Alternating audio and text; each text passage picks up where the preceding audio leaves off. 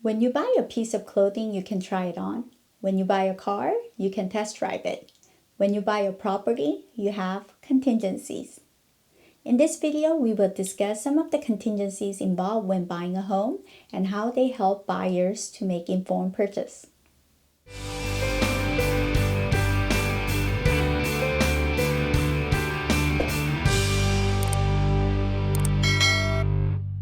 Hello, I'm Becky Park, a real estate broker here in Southern California. Buying a home is a huge investment. Not only are you bringing in a large amount of your hard-earned money as your down payment and closing costs, but you're also taking on a large mortgage for the next 15 to 30 years. Yet a decision to purchase a particular home is usually made within several minutes of viewing the property. How can you be sure that you're making an informed purchase? In California, there are certain conditions written into the contract that states buyer and seller agree to move forward with the sale only when these conditions are met. The terminology that we use in real estate for these conditions is contingencies. Let's look at some of them. Probably the most important contingency is the physical inspection contingency. It is impossible to determine the condition of the property during a viewing. It's just too short of a time, and most people do not have the expertise to identify any potential issues. Physical inspection contingency allows the buyer to hire a professional property inspector or any other specialist to examine the condition of the property. Once inspections are completed, you'll receive reports identifying any issues and their remedies. At this point, you can negotiate with the seller for repairs or walk away from the sale. Since the inspection helps the buyer to get a true picture of what they are buying, waiving this contingency is not recommended.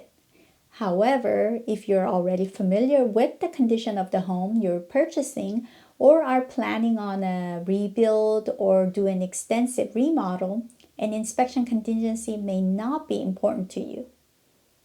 Next is the appraisal contingency. If the buyer is getting a loan, then the lender may require an appraisal to determine the value of the property. Once again, it will be at the cost of the buyer. With the appraisal contingency, should the appraised value come in lower than the contracted price, the buyer has a chance to renegotiate the purchase price or cancel. In an all-cash transaction, however, an appraisal is not necessary, and that is one of the reasons why, when all other terms are the same, sellers prefer an all-cash buyer. In today's competitive market, waiving the appraisal contingency could increase your chance of your offer being accepted. So is it safe to waive the appraisal? It depends. If you're putting in a large down payment or have funds to cover the difference between the purchase price and the appraised value, then there won't be an issue getting a loan. If, on the other hand, you are putting 20% down or less and don't have additional funds to cover the difference, then you may not qualify for the loan. Loan is another major contingency in a finance transaction. Most buyers start the home buying process with a pre-approval letter from a lender. But if you read the letter carefully, you'll know that it's a conditional approval. A final or full approval is only issued during escrow after a careful underwriting review of your qualification and the property you're purchasing. This is another contingency that the seller may ask you to waive in this market. You should only waive it if you have the means to close on the transaction regardless of obtaining a loan or if you have a full commitment from your lender. As a buyer, you have an opportunity to review the preliminary title report. The preliminary title report is a historical record of ownership and any lien or judgment on the property. The title and the escrow officers will help review and address any issues so that a clean title can be delivered to you at the close of escrow.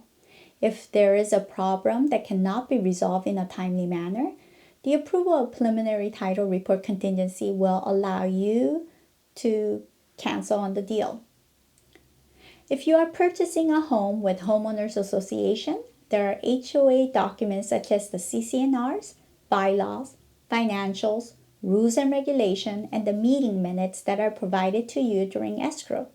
While reviewing these documents, you should look for any upcoming increases in dues or special assessments, the amount of reserve that the HOA has, their pet policy if you're a pet owner, and any rental restriction if you plan on renting out the unit. During escrow, you'll also be provided with seller disclosures, including the real estate transfer disclosure or the TDS. In it, seller discloses any material defects he or she knows about the property and any repairs that they may have done. A natural hazard disclosure report will also be provided. This report shows whether the property is in a flood, fire, earthquake fault, landslide, or liquefaction zone. You'll have an opportunity to review these disclosures and approve of them. There are additional contingencies such as the insurability of the property and review of sex offender database. All these contingencies that we have discussed so far will provide a safety net so that you can make an informed purchase. But these protections are not open-ended.